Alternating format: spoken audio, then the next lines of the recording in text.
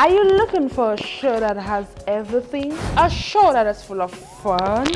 A show that is full of energy? Well, look no more, because Audra'S Corner is here for you. Yes, Audra'S Corner is a platform where we give people to tell their stories and share with us their ideas, which you will be interested in knowing.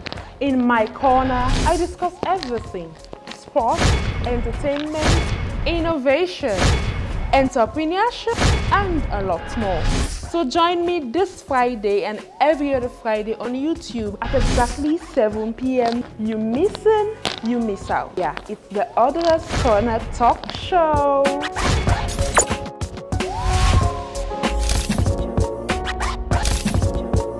Hello there, good evening and welcome to another episode of the Audra'S Corner talk show. Today I love my looks, honestly. I find today past all the days there. No, I'm not fine. Anyways, Audra'S Corner is proudly brought to you by Paul Hotel, Lee's Beauty Touch, and the wonderful Limelight Studio. Today with me on Audra'S Corner, I have a woman in a man's body. Yes. I have a warrior. I have a beautiful young lady. She's blushing, but don't worry, we'll see her later. I have a beautiful young lady, a communication professional, and a honors degree holder from the Department of Mass Communications, Kobe College, University of Sierra Leone. I have Theriyeh Koroma. Hello Theriyeh, welcome to Audra'S Corner. Yeah, thank you. Thank you for having me. And I saw you were blushing when I said I have a woman in a man's body. Well, actually, I just wanted to make a correction. I'm a woman in a woman's body. Okay, a woman in a woman's body. Sure. So, but yeah, I'm excited to be here today in the corner, and the juicy corner. Yeah. Okay, tell me a little bit about Theriyeh Koroma. Apart from the fact that you are a communication professional and you hold an honors degree in mass communication from Fabric College, who is Theriyeh? Well, apart from my academic qualification, Theriyeh Koroma is an unapologetic feminist, and I'm somebody who wants you to meet me when you meet me. I am quite passionate about issues having to do with equality, and this I have seen myself pursuing for the most of my being on earth here. So I tell people I've been a feminist I've been a feminist since birth, yeah. But yeah, I believe in tolerance. I believe in people. I believe in accepting people for who they are, whilst I'm making deliberate effort in pointing out what I consider to be morally right and wrong in our society today. So, and another thing about me is that I believe in young people teaming up in leadership, because I so have this belief that when young people come together, there's a lot of things that are likely to positive outcome, which are likely to happen. So yeah, that is me. Oh wow, that's beautiful. And how has it been being a feminist, especially in a society that's patriarchal?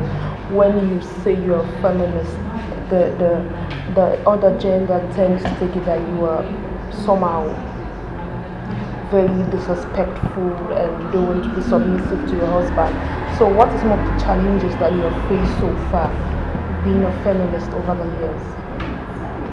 Well, generally, feminism, the terminology feminism in Sierra Leone, tends to come with a lot of assumptions, yeah? Especially for some people who do not really understand what feminism means, or do not really wish to take out some time to learn about feminism before they form opinion about it. Yeah. So there are a lot of myths when it comes to the feminism ideology with respect to Sierra Leone. So you hear people say feminists are people who do not believe in God, or feminists are people who do not even wish to get married or want to give birth to children. Yeah, or feminists, all feminists are lesbians. So feminism basically recognizes the sexual orientations of people. Yeah, every feminist, I mean, we have feminists who have gotten married, who have given birth to children. Yeah, but I mean, that in a way implies that feminism does not necessarily dictate to people's sexual orientation. Yeah. So all of these myths we've had to deal with in Sierra Leone, and up till now we still have to deal with them. And each time somebody poses as a feminist, it's like you are abruptly contending to the normal, because what society has considered women to be is quite different from the way some certain women themselves ought to live their life, or wish to assert their life. Okay, so we've always confined women in a certain box that this is how women should behave. Yeah. So coming up, you have to aspire to get married, because even if you were educated, yeah, marriage should be, you're wanting to get married should be on top of your life's priority, because it's every woman's dream.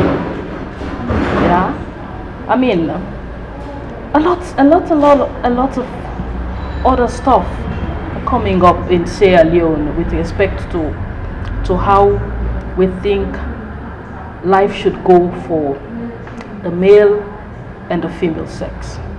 So it's quite a challenge getting to reorientate people that we're living in the 21st century, where the world celebrates people who advances solutions to problems.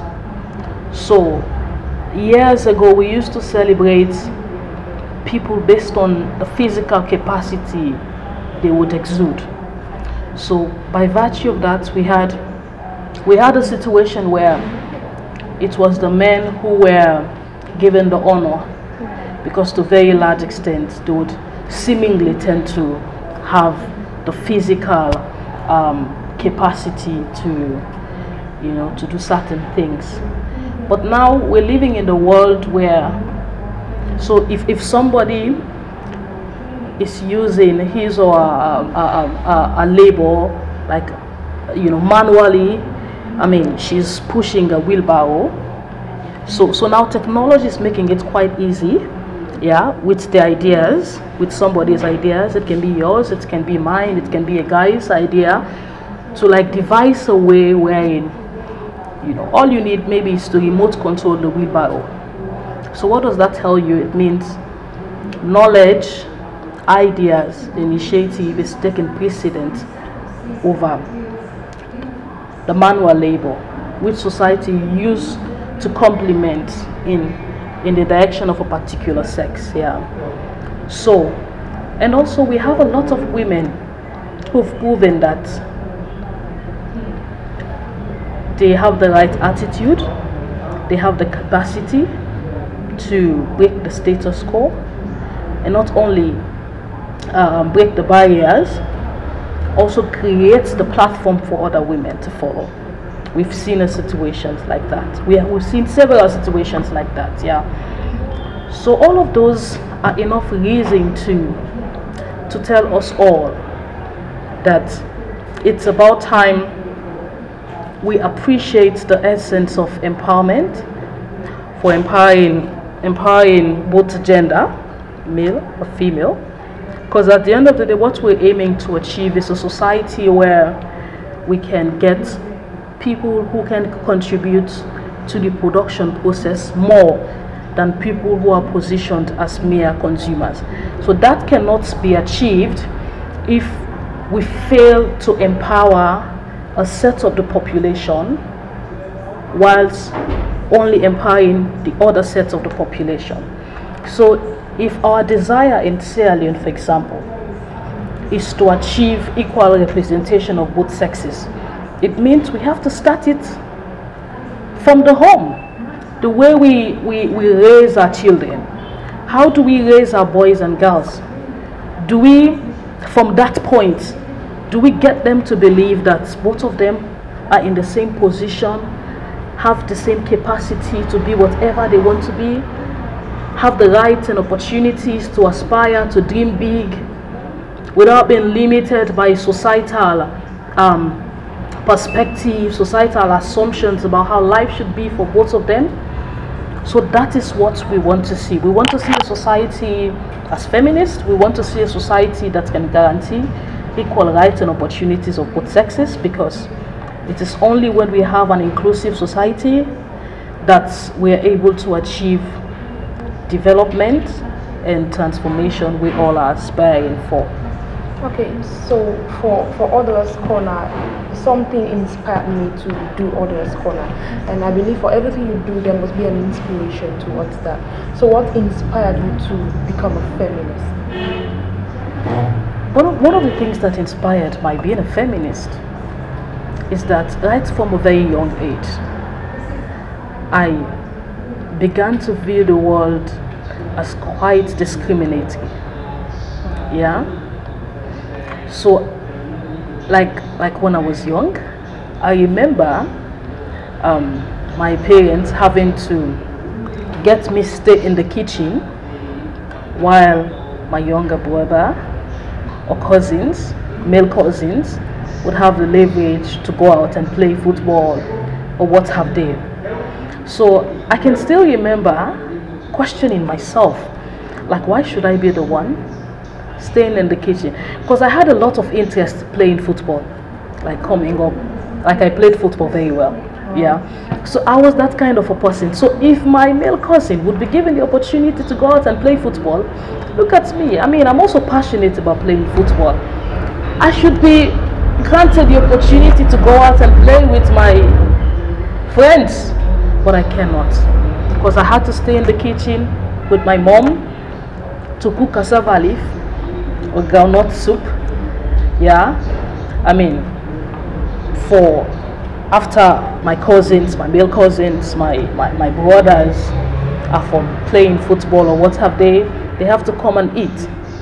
So from that point in time, I began to read the world as such that is quite unfair on the part of women.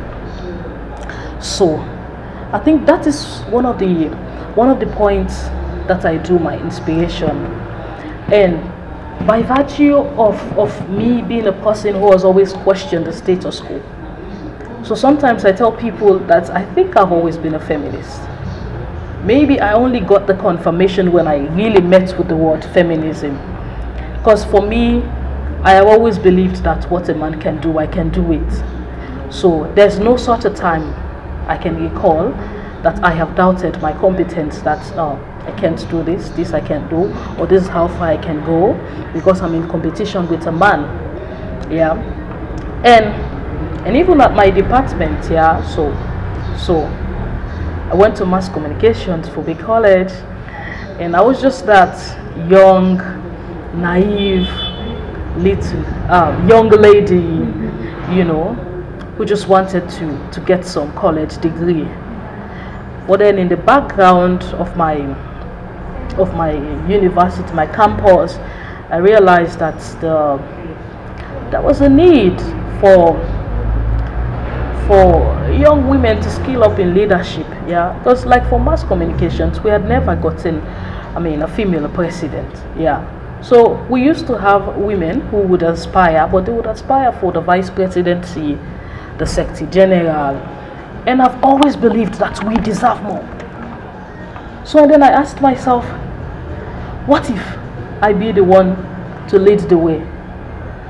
So for me, that's another thing. My being a feminist, I try as much as possible to practicalize my being a feminist.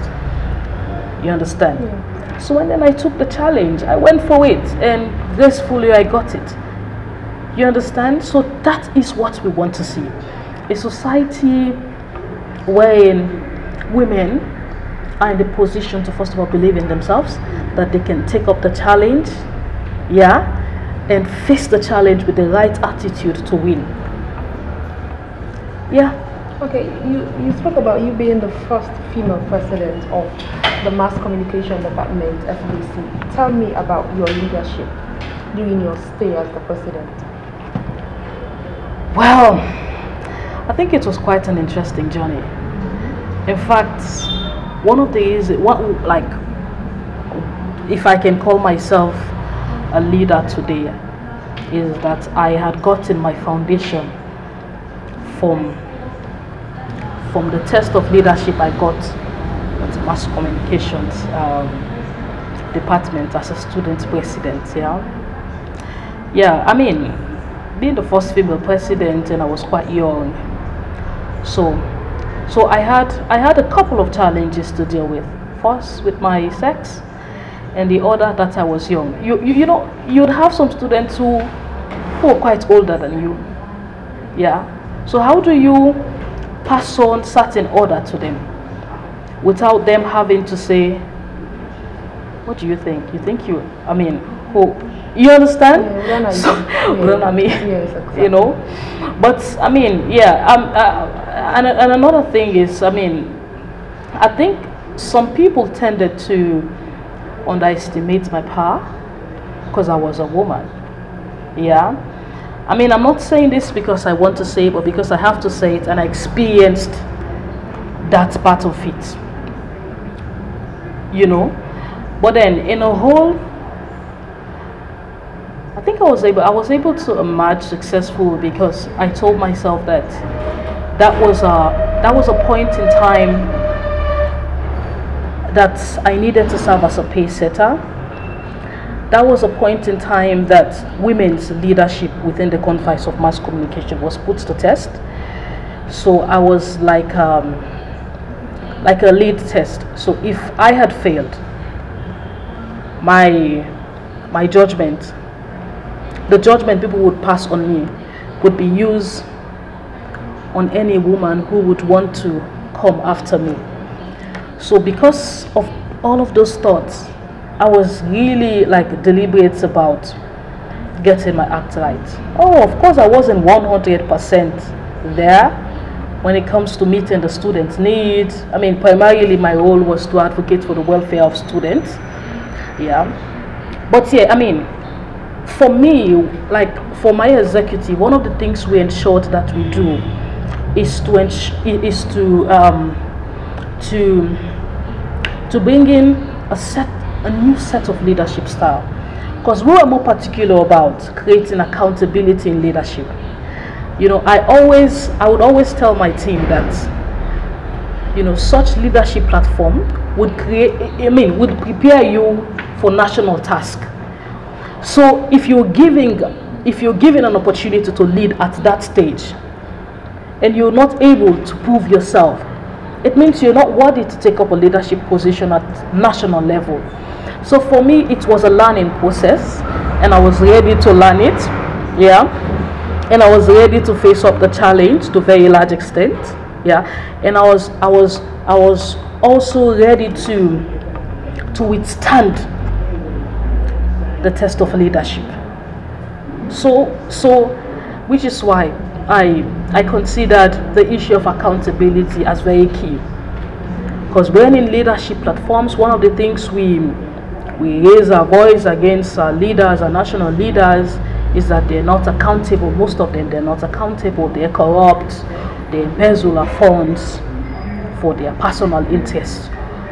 So that was a point where I needed to tell myself, if I should go out there and contest or aspire for any bigger position, I must have had an accountable trait from this point in time.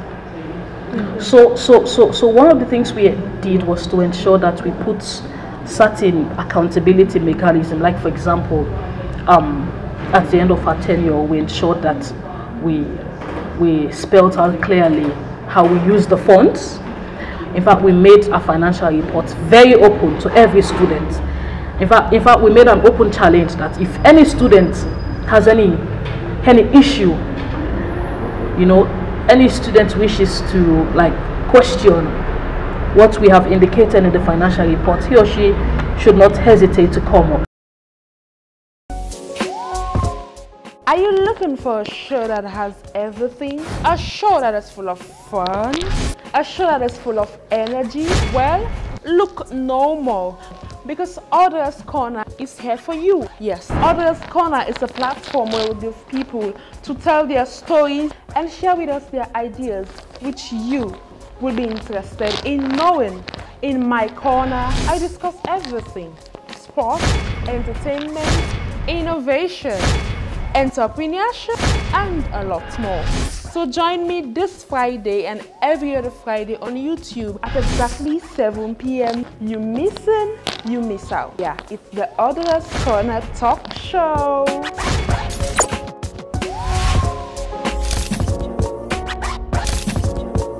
Welcome back. The show you are watching is the Audra'S Corner talk show, and Audra'S Corner is partly sponsored by Limelight Studio, Lee's Beauty Touch, and Pal Hotel. I have Teddy. For some reason I call it Teddy. When you can have the corner, you know, say juice lady. So now I do Teddy. I have Theriyeh Koroma. Yes, Teddy, welcome to Audra'S Corner. Thank you. Thank you. Welcome back. I think we don't there. So Teddy, tell me a little bit about your, should I say, religious or spiritual life? Yes. Let me know. Is Teddy a Christian, a Muslim, or you just believe in spirituality, or you are none of the two? So tell me, yeah, what would they talk now this corner? Well, I believe that there is a God who created me. And every day I wake up, I pray. In how do you pray to him? In the Christian way or in the Muslim way? Well, I think what's important is that I recognize that there is a God, I acknowledge that there is a God, and I pay homage. For me, I have a very critical view when it comes to religion. Maybe we don't really want to go into that, because that's going to be a whole conversation and so on. But yeah, just like I said, I believe in God, and I believe that one of the greatest desires of God is to see that love for mankind is ideal. So in all of what I do, I try as much as possible to do unto others what I wish to be done to me. So for me, as God emphasizes the importance of love, I believe in love. I believe in sharing love to everyone out there. So of course, yeah, I believe that there is an omnipotent, omniscient, and an omnipresent being who's superior to me and every other person on earth. So yes, I believe in God. I'm really curious about the way you pray. I pray to God. You pray to God. Okay. Okay, tell me a little bit. I know this is personal, but this is Audra'S Corner for you, so we talk about everything. Tell me a little bit about your relationship life. I get to ask people that question like every day. You come to my corner, I ask you that. Yes, so let me know. I mean, what about my relationship? Is Theriyeh in a romantic relationship? Well, so mostly, even like when we, you know, like if you're applying for something, so they have two options if they need your details on certain documents. So they'll ask whether you're single or married. Well, I want to say, because I'm not married yet, I'm single. Yeah, I know that. I'm single. I know you're single. What? Single but single. No, there's a level of I'm singleness. single. Audra, I'm single. You're single. Yeah, I am. Okay, so Theriyeh, what's your view about Audra'S Corner? Be honest with me. If there's anything I need to change, if there's anything I need to work on, this is Audra'S Corner. You be honest, and you see how we can improve that, myself and my team. But what do you think about Audra'S Corner? The show we get it juice. In fact, when I entered here, if you can still recall, I complimented the atmosphere. I first of all complimented the whole idea about having to capture the experiences of people. I mean, we're living in the 21st century. I mean, this is a digital age where technology has so much improved, and it has influenced the way we develop our content on issues within the multimedia sector. So I think this is quite an innovative and impressive way of putting together content, not just contents which are quite inspiring, because you use stories to, I want to believe the stories you're capturing are geared towards inspiring Sierra Leonean society, every young people within and even beyond. So this is quite, and of course you, I mean, you're quite a young person and in a mass communication student, you're innovatively reciprocating the practicality of what you're meant to do once you graduate. And yeah, I mean, I'm quite impressive, and yeah, so just keep it up. Of course the road will not be smooth all the way, but with the vision, with consistency, you have it all. Every day is an opportunity for you to improve, looking back at what you do, what you did the other day, you know. But yeah, I'm quite excited to be here today. Oh, I'm blushing. That's what keeps me going, the inspiring words for my guests and my viewers. Just before we go, what advice would you give to people who are somehow interested in becoming a feminist but are shying away from the fact that society might not accept us because the belief of you being a feminist, like you said earlier on, is disrespectful, not submissive to your husband and all. So what advice would you give? So first of all, people need to understand that feminism advocates for equal opportunities and rights for both sexes, men and women. So feminism does not seek to put women above men, neither does it seek to put men above women. So all it is primarily advocating for is equal existence of all. It recognizes the fact that both women and men should have the equal opportunity and right to lead or to be whatever they want to be, to aspire without being limited because of their sex. Yeah. And you know, I believe that we have a lot of feminists out there in Sierra Leone, but because people have branded feminism with a lot of myth which we have earlier discussed, you know, so some people tend to shy away from being labeled as feminist. Well, let me tell you, anybody who believes that men and women should be accorded equal rights and opportunities is a feminist, even if that person does not acknowledge so. Because feminism is just saying, I mean, you don't put much value on one sex over the other. Because at the end of the day, if we want to achieve a demographic dividend, we want to see a society where both men and women are empowered to support development in transformational processes. So we cannot achieve a society if we fail to empower men and leave women, or vice versa. So basically, I mean, I believe we have feminists in Sierra Leone, but because, you know, people's perception and understanding of feminism are skewed, or some people just make conscious efforts to to put a feminism terminology in a mud because they feel it is there to challenge the status quo, and which is what we are set to do, because the status quo is not fair. I mean, why should a man be given more privilege than me when we have equal opportunity to live, and I have the same capacity to be like he is, or even be more.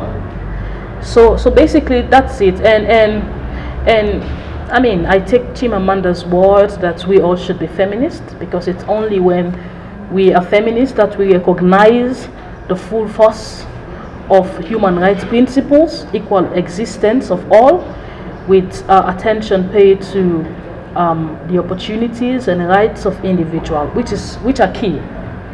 Okay, wait, I want to ask, you know, I'm a local by time. Local. So, talk something like I like Audra'S Corner for local. Just tell me something for sure. Say yes. Stay in a local. You see, Audra. So if you go get shabu person, we not sabi talk shabu. No. That won't reach that side with the course. I'm for saying your side. So you know sabi talk local. Well, I talk my native tribe in person. So I no one can speak in a way. Somebody they watch most of you talk local. They say this not speaker. I forget about that. Forget about that. Forget about that. Don't talk around. But I mean, I like Audra'S Corner. No, I said local. Okay. This is where we got the cutting down of today's episode of the Audra'S Corner talk show. Many thanks to my beautiful guest Theriyeh. I think you say me and him call him Theriyeh. Okay, so this is where we got the cutting down of today's episode of the Audra'S Corner talk show. Many thanks to my guest Theriyeh Koroma. I don't say you say you're an Audra'S Corner. We call Theriyeh. We get the way they put the juice inside. We call Audra'S Corner the real deal. Thank you so much, Theriyeh. Thank you for coming. And to my production team, thank you so much for my makeup artist, my producers, my script editor, and the man behind the camera. Thank you so much. To my wonderful sponsors, Lee's Beauty Touch, thank you so much, darling, and Pearl Hotel. No, Bakuma mom didn't tell me say I don't like the background of the location. So if you want to experience a beautiful atmosphere, come here at Pearl Hotel on the beach and get a very comfortable view. And you know, go ever regret them. Thank you so much to Limelight Studio, and to meet again next week with another episode of the Audra'S Corner talk show. I have been Audra Niambisano. Goodbye, good evening, good night, and thanks for watching. Are you looking for a show that has everything? A show that is full of fun? A show that is full of energy? Well, look no more, because Audra'S Corner is here for you. Yes, Audra'S Corner is a platform where we give people to tell their stories and share with us their ideas, which you will be interested in knowing. In my corner, I discuss everything: sports, entertainment, innovation, entrepreneurship, and a lot more. So join me this Friday and every other Friday on YouTube at exactly 7 p.m. You miss out. Yeah, it's the Audra'S Corner talk show.